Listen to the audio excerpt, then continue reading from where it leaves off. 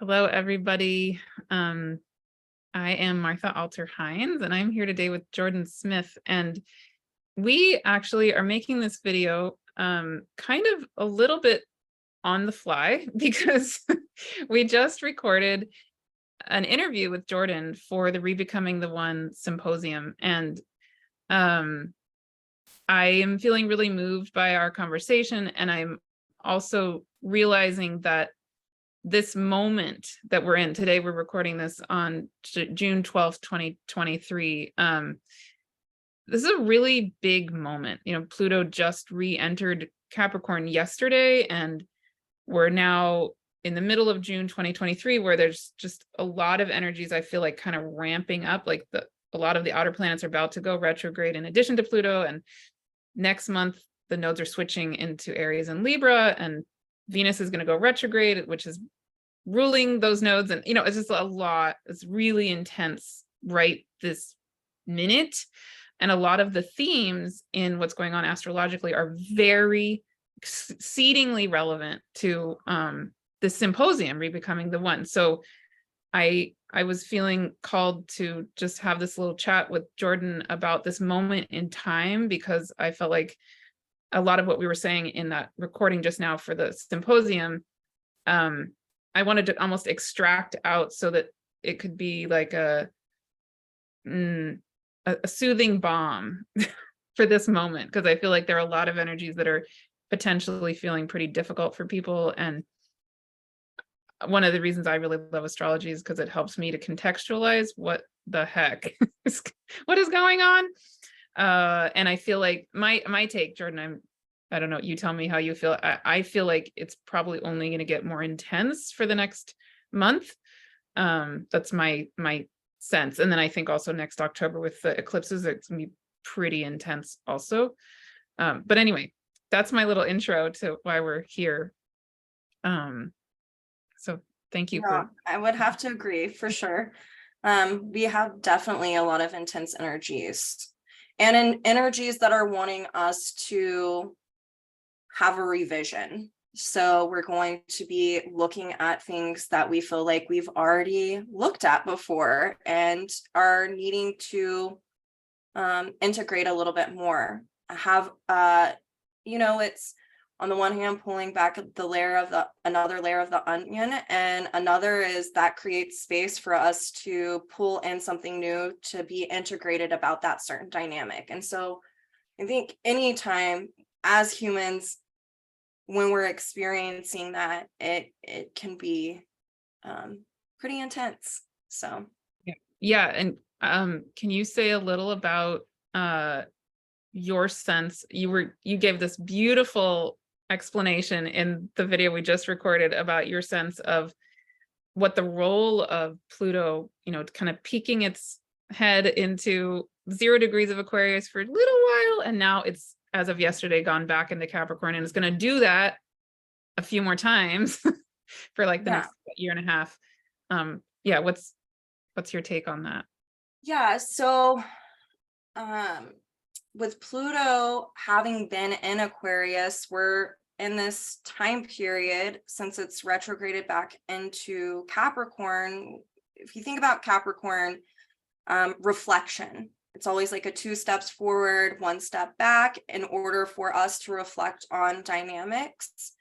And it's about becoming your own authority, being able to ask and answer your own questions, but on a collective level. It is looking at the ways in which society has done society, and so Pluto going into Aquarius a few months ago was about the objectivity and about liberation and understanding what conditioning that we're coming into an awareness about that we need to liberate from on a collective level to have a transformation, which is another Aquarius word. And as it's gone back into Capricorn, it's giving us an opportunity to integrate what we learned while Pluto was in Aquarius.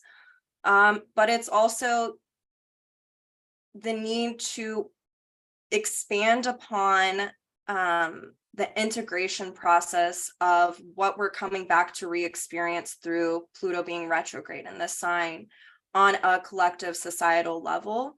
That way, whenever it goes back into Aquarius, then we can liberate some more from those dynamics and have even more integration. So it's this dance of integrating, reflecting, liberating, integrating, reflecting, liberating that's happening right now. And it's, you know, if you're looking at when Pluto was in Aquarius, it was ruled by Uranus and Taurus. So we were wanting to liberate from old values and needs that weren't in alignment with us. Even on a collective level, learning how to listen to ourselves as opposed to the voices of society or, you know, where we've been conditioned, really coming into an objective awareness about our conditioning on a societal level.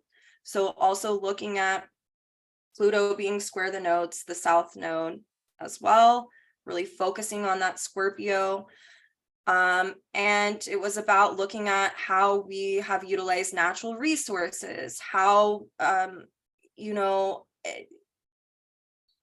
Aquarius is also about really liberating from where we've over-identified with our conditioning and bought into it being true. So now as Pluto is in Capricorn, we're getting to reflect on that and we're re-experiencing its retrograde.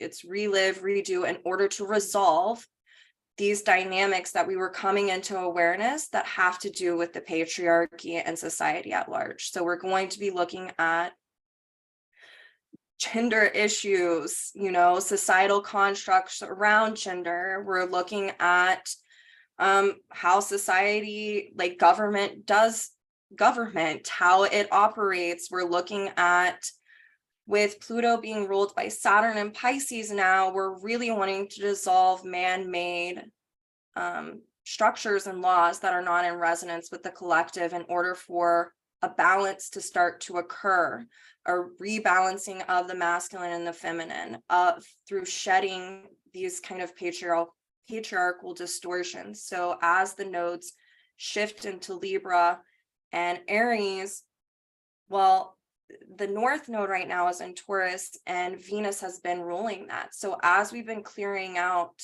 kind of all of these conditioning factors, we've been getting in touch with what our needs and what gives us meaning are on a natural sense, if you've been consciously working with this. And as the nodes shift, now Venus is going to be the South Node ruler. So it's this dance of integrating this into a variety of relationships. Can you, since you've on a personal level, if you've been learning what you value, what you need, being able to listen to yourself, well, now are you able to listen to others? Are you able to give? Are you able to receive?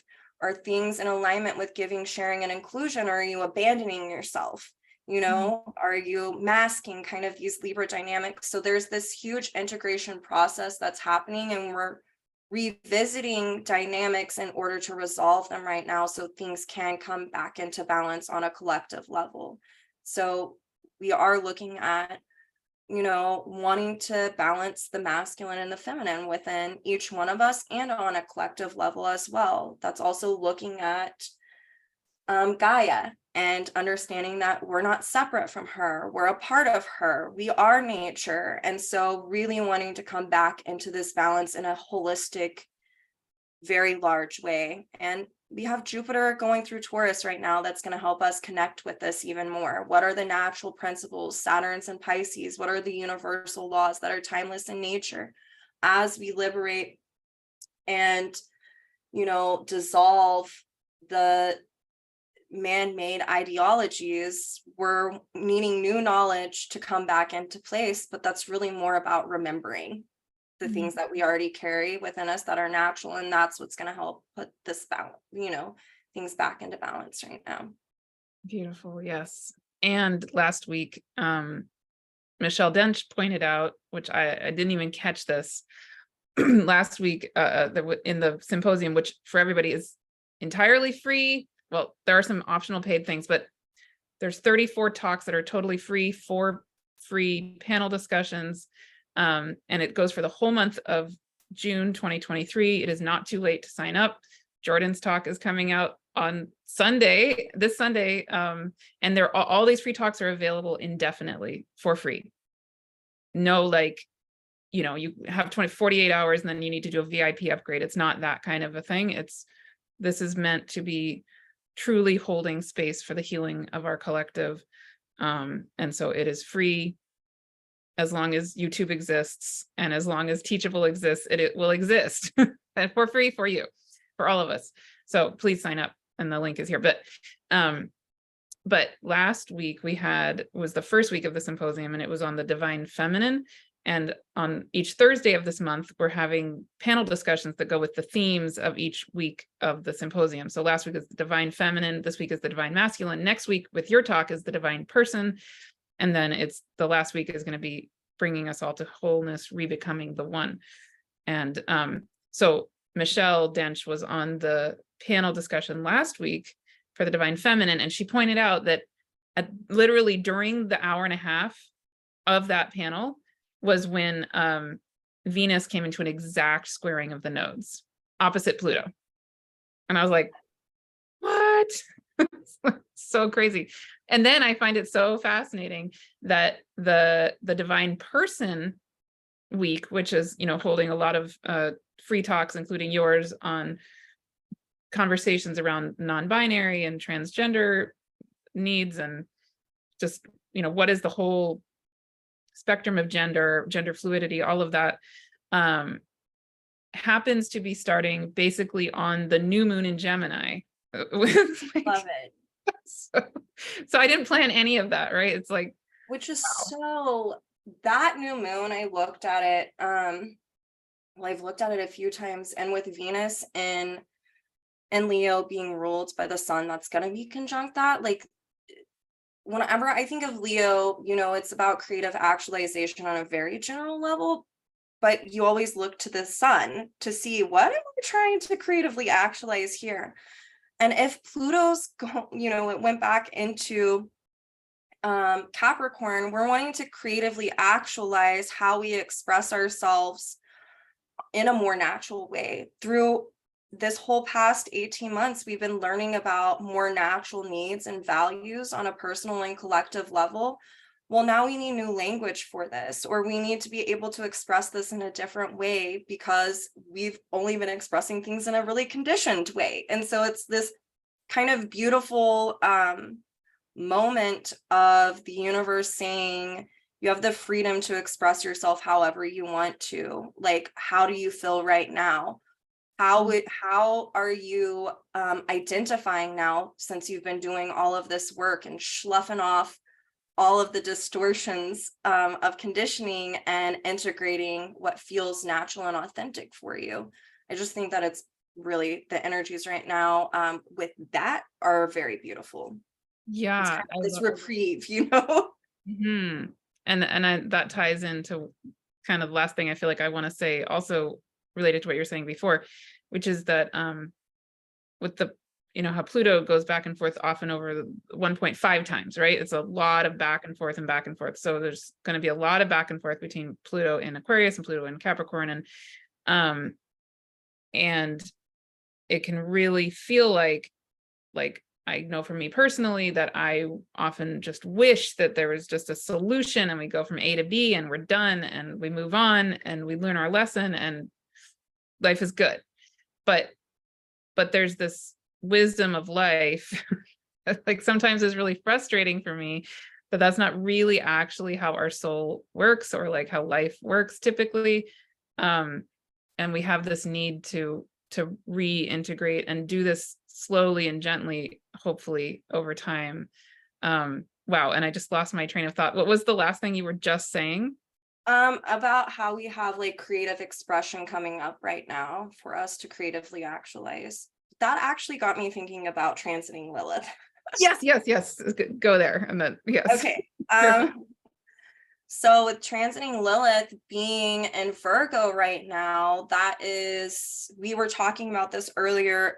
Virgo can really be where you feel like, oh my gosh, I'm doing this again. Like, why am I going through this again? And it's because Virgo is all about purification and purging of dynamics that have been long standing, right? Like that it's become wired into into your being, and even if it's not very good for you. So as you come into this awareness and you're analyzing things, Virgo, you get to exhaust the dynamic by putting one foot in front of the other, and that helps you learn, and it purges what doesn't need to be there anymore. And so it's like this one foot in front of the other as we are having Pluto go into Capricorn and we're revisiting these themes. Like Lilith and Virgo is definitely like be an apprentice of your life, create action, and from that a counter action happens. This is also pulling in like the nodal shift that's going to be taking place as well. The south node going to be Libra. Lilith will conjunct that during the, you pointed it out, during the eclipse in October, the first one. And so as we're doing this purging and purification through putting one foot in front of the other right now, as we are re-experiencing dynamics for a full integration to occur, Pluto, Lilith conjuncting that south node in Libra whenever she enters the sign will help us come back into balance. It'll help us really be able to understand what we've been working on, how we do relationship with everyone, not just, you know, a significant other. It's Libra, it's everyone. So we're learning right now in society about giving, sharing, and inclusion. Those are really big themes.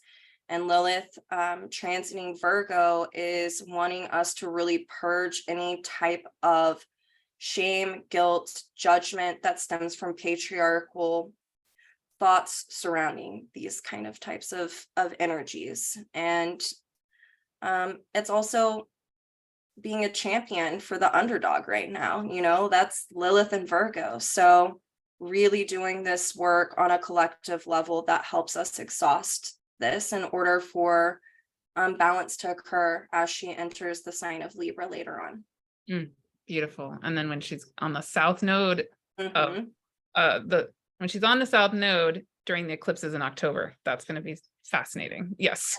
It is, because there's on a collective level a wanting to return to center and to wholeness and to balance and to harmony with nature, like natural universal law. And so right now on a collective level, we're having a lot of things come up in order for that to happen. So Beautiful. yeah. Yeah. And that reminded me of the last thing I was going to say, which is it also feels super, like, in addition to growth, real growth typically not being linear, as frustrating as that can be, it also feels, I love what you said about you know, who am I now? Like in each moment, like I love the feeling that of permission to myself to let go. Like, okay, for example, if I think of a typical way, maybe I can again speak for myself that I have operated and I feel comfortable operating is that, let's say I have a goal. Let's pretend I want to create a statue. Like this is a very concrete, not that I would typically make a statue, but maybe someday. So let's say we're going to create a statue, right? We have in our mind is going to be a statue of XYZ, a lion or whatever it is. And we have our brain thinks of this thing and we have a goal and we do it and we want the outcome to be what we imagined, right?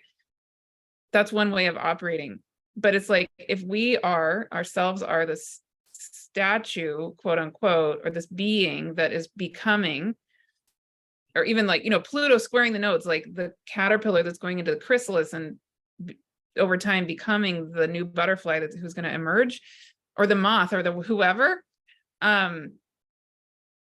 It's like, it feels so important, so key to me that we feel permission, we give ourselves permission to just be in every single moment as it is, and not feel like the right way to be is like, not feel pressured or guilty or even frustrated that we can't see in our mind's eye the butterfly we're going to be and then create that thing, you know, consciously.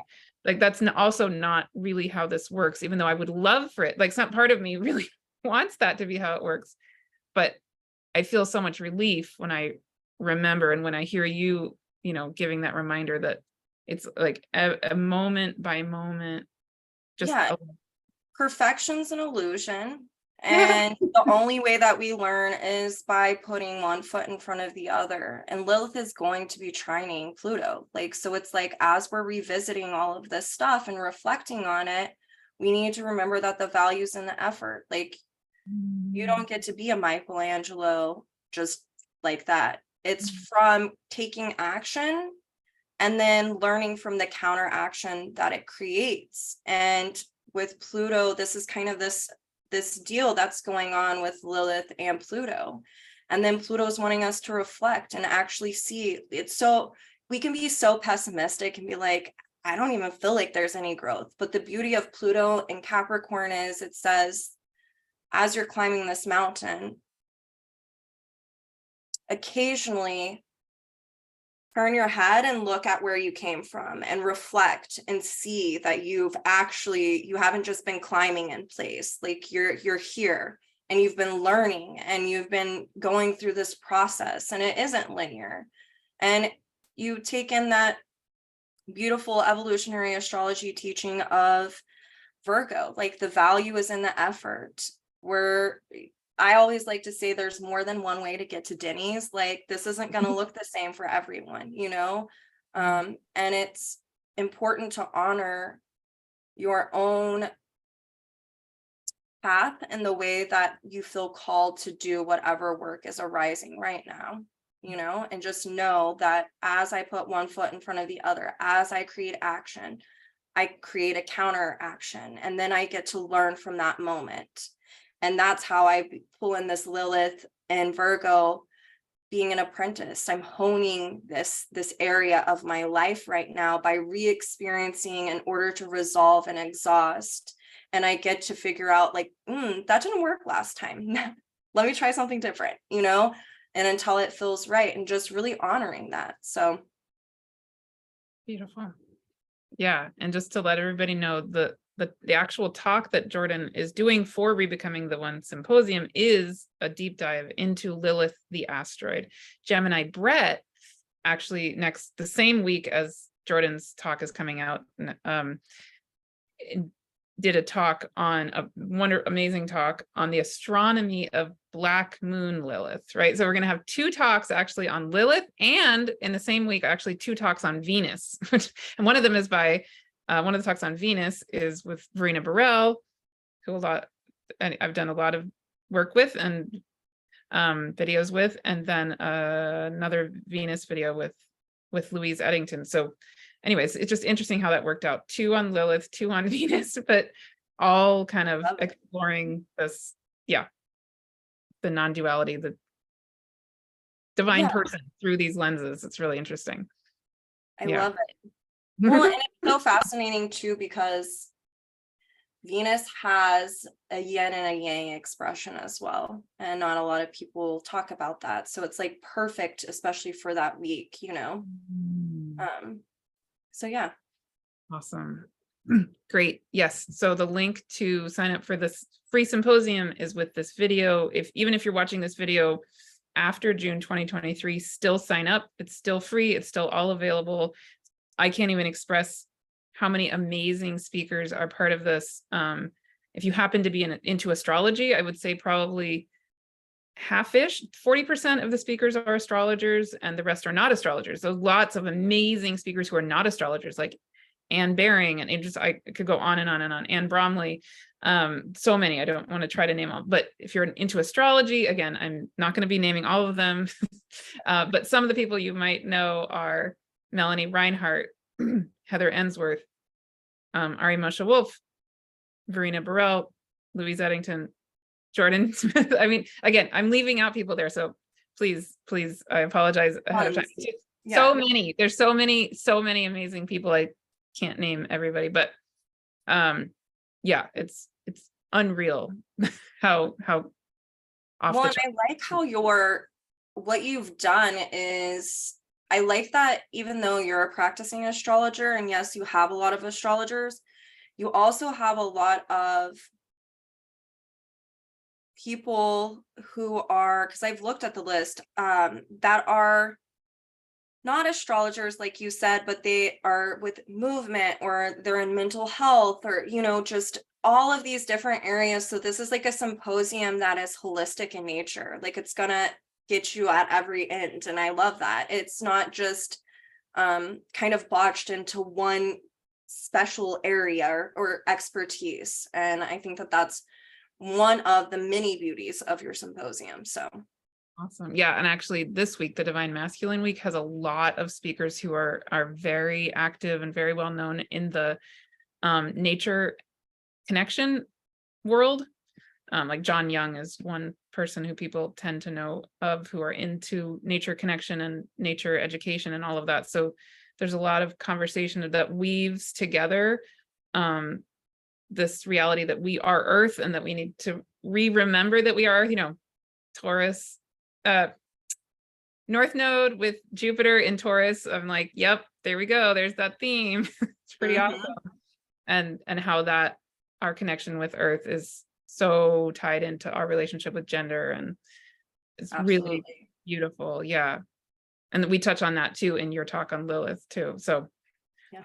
Anyway, Lilith and Virgo, blah, blah, blah. Yeah. It all connects. Awesome. I love it. Great. And we'll put all of our contact information with the video too. Anything else you feel like you want to say? No, just be gentle with yourselves as we're all going through this. I always like to kind of leave on a positive note. Like, sometimes,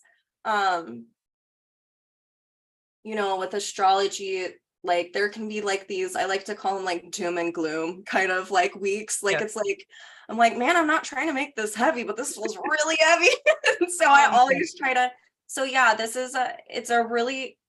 we're in a very beautiful time to be able to reconnect and remember whom we naturally are, and to help the collective by just doing that inner work. And right now we're getting to revisit, these old kind of structures held within, in order to do that and to exhaust and purge those dynamics that really aren't in resonance with whom each one of us are on a soul level anymore, because they're more of a patriarchal conditioning. So we're in this like momentous, beautiful time of understanding what natural values and principles are, and really wanting to reintegrate that back as we excavate and throw off the old. And so I love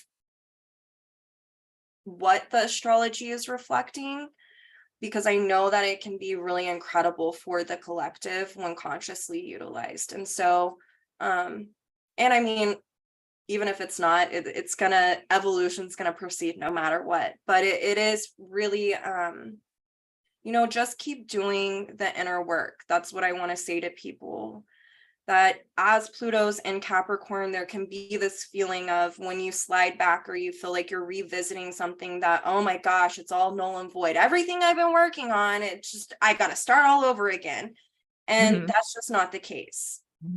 And I want people to remember that actually, whenever you are coming into an awareness, as a lot of us are right now, and we're remembering, there's a back and forth that happens as you're integrating.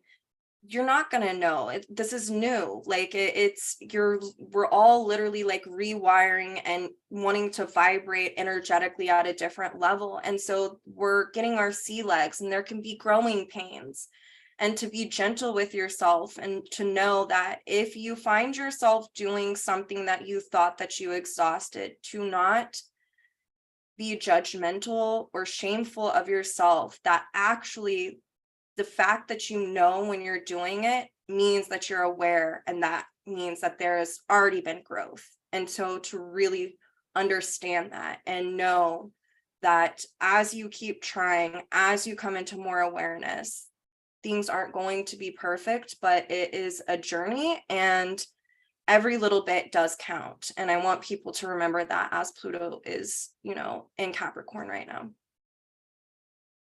I second all of that.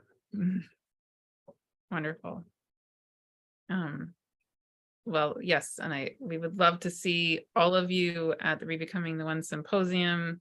If it calls to you, please do sign up, and we'll see you again soon. Yes, this was fun. Yeah.